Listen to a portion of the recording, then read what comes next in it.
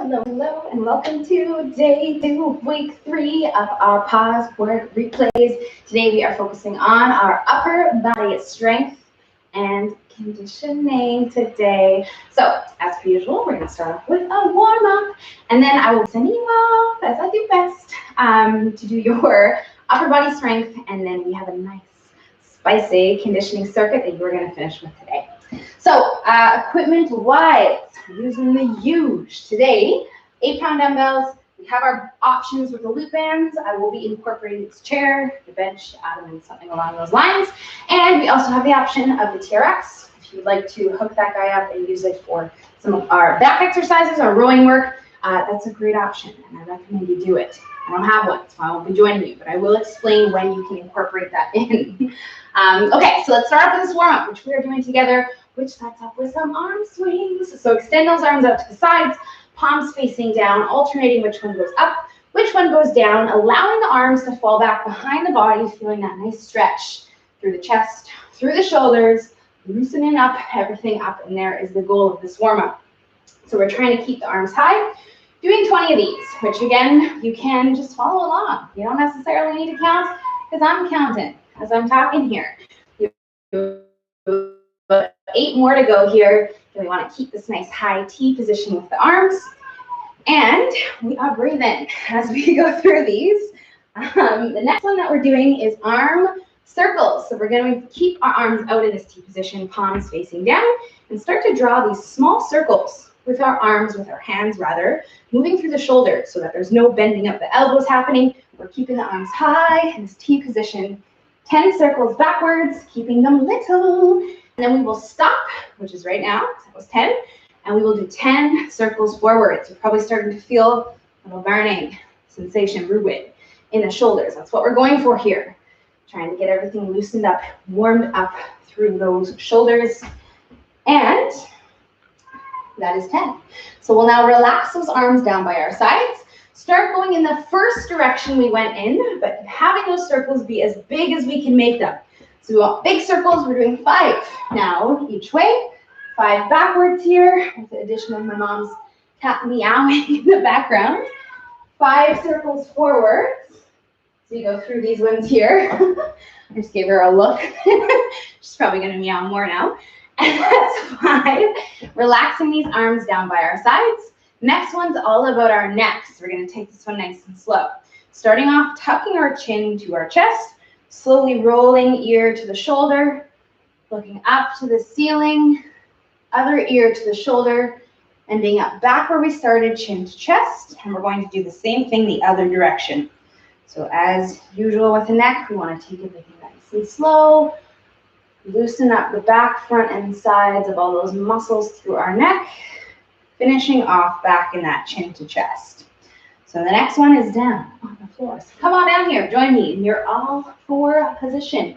We're going to work with that threading of the needle, making sure we're stacked up, shoulders on the wrist, hips on the knees, taking one hand, reaching through and underneath, following the hand with the eyes, inhaling, and then exhaling and opening up, trying to open all the way up so we see the ceiling above ourselves. 5 on each side. So as we go through this one, we reach under, we're trying to spread those shoulder blades apart, lengthen out all the muscles in our back, and then we squeeze the shoulders together, trying to increase that range of motion. 2 more, without any movement in the legs. So we want to try our best to keep the legs, the hips from moving as still as possible.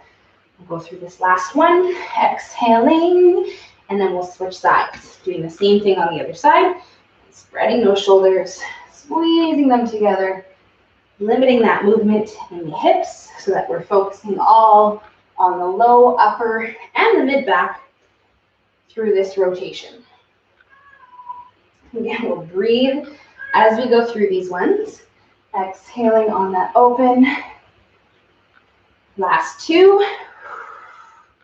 And last one. And then we're going to stay down here. So don't go anywhere once you're finished. We're sticking in this all 4 position, working with that scapular retraction. We try to squeeze the shoulders together, spread the shoulder blades apart. Today is our push-up day. We're going to be working with our push-ups. This is the move to prep our body for the push-ups, as it's going to help wake up all those little muscles, everything in our upper back, back of the shoulders. That's going to help assist us in our push-ups. Make them easier if that sounds like a good idea to you. Overall, we're just trying to get these muscles working, doing 10 total, because they do play a very big role in those push-ups themselves. So we'll go through this last one, and then we are standing up to the top for the next one, where we're going to go back into another set of those arm swings to help loosen up all the stuff we did. Just 10 total, again, alternating which one goes up, which one goes down, working through these ones, allowing the arms to fall back behind the body. Finishing up, we have one more movement here for our wrists, which is going to be wrist circles. So we'll relax those arms down by our sides, make fists in our hands. And we're going to circle out the wrists in nice big rotations, working with 5 one way. And then we will stop and do 5 the other way. Nice big circles. We'll feel stretches through each sides of our forearms, around the wrists, 5 and 5. And hopefully you're feeling warm, because that concludes our warm-up. We're going to now get you started on our first 2 exercises, our first superset, which I already gave you a little teaser, starts off with push-ups.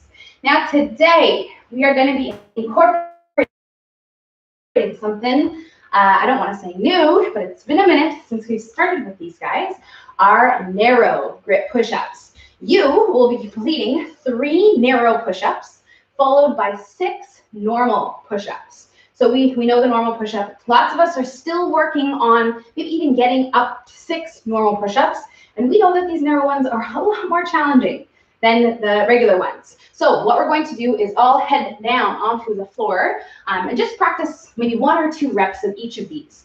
If you know for a fact that these guys, these narrow ones, are not going to happen, then you are going to do them from your knees or from that eccentric knee pushing up style, which I'll show you here. So try them. See if you can get 1 to 2 reps total. If you can't, you can simply drop down onto your knees, or you can work with our lowering knees up, resetting onto the toes for those 3 push-ups. So you're going to do 3 of those. And then you're going to step your hands out. You can come onto your knees or stay in the plank if you want to challenge yourself. A little bit wider into that normal grip position. And you will do 6 following those 3 narrow grip push-ups. That will be your first set of those ones. And we are going to pair this with a rowing exercise. So again, TRX is your cue. You're going to be using that TRX, rowing into that neutral grip position, this A grip, very similar to where your push-up position is. If you don't have TRX like me, then you are going to use your dumbbells. Again, standing up nice and tall, dumbbell in each hand, soft knees, hinging back, and then rowing into that same A grip position, working with 12 reps total at a normal tempo. Once you complete your 12 reps, we are going to take 30 to 45 seconds of rest, because you're probably going to feel like you need it before you go into your second set of those narrow and then wide grip push-ups. 4 rounds, my friends. That is going to be our first part, and you know what to do. So hit pause, go get it done, and I will see you back here for part 2. Okay, welcome back. We are here for part 2, which is going to incorporate our chair, our bench, for 2 of our movements. We are going to start off with a 1-arm row. For this row, we are working with a focus on the eccentric phase. So once again, that lowering phase that we had a lot of practice with our legs last day. I will be using dumbbells, and if you don't have dumbbells, you can use your bands looped under your foot. And this is another one that you can also incorporate that TRX in. You'll just do 1 arm out to the side and work with just 1 handle, or holding 2 handles if you please. And you'll work with the same focus on that eccentric phase, which is going to be a 4-second lowering phase. So I'm going to set up with my knee and my hand on this bench. Both of my dumbbells are going to be looped on top of each other. And we're going to pull in 1 second, 1, 2, 3. Sorry, I already messed you up. Pull in 1 second, 1, 2, 3, 4 seconds down, and then pull in 1 second.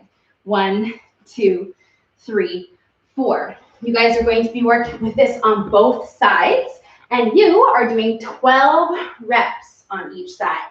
So once again, we pull in 1 second, 1, 2, 3, 4 seconds on the lowering phase. That would be 1 rep, and you are doing 12 over here, 12 over here. That's our first exercise.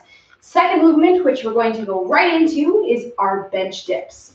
So again, I'll be working with this chair here, hands on the chair, the bench, locking my shoulder blades together so that they're not rolling forward, lowering down to 90 degrees, pushing myself up. 12 reps is our number to beat. Straighter or straight legs is harder.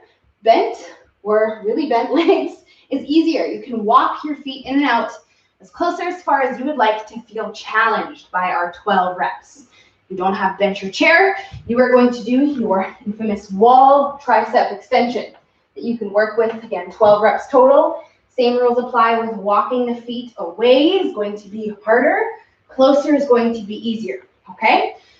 These ones, we are not taking any rest. You're doing 4 rounds of this with our 4-second eccentric rows, 12, 12, and then our 12 reps of our dips, 4 rounds, back to back to back. All right, go get the work done, and see you back here for the last part of this upper body strength. Okay, so this is it. Last part of the upper body strength. We have 2 movements that we're going to finish off with. First one is our wide grip rows. So we are going to be working with a position that ends up in this T position here for our rows. Same rules apply, TRX, if you have it, use it. We are working with 12 reps once again. Again, 2 arms are going to be working at the same time, really trying to squeeze those shoulder blades together and end up in this 90-degree T grip position. I will be using dumbbells. Once again, standing up nice and tall. Soft knees, hinging my hips back, turning my palms so that they're facing my legs, and then pulling up and apart with those dumbbells through our 12 reps total. If I want to make this a bit more challenging for myself, I can also do this on the TRX. I will hold here and hang out here for maybe 2 or 3 seconds at the top of each rep. And that's our first movement. Movement number 2 is going to be our overhead triceps. So this one can be done standing or seated. If you'd like to sit down, I'll show you seated so that my arms don't get cut out of the screen. But again, if you want a bit more core action, then you can go ahead and stand up, as it does take a lot of work in here to help avoid that arching of the back rather than sitting down, which makes it a little bit easier.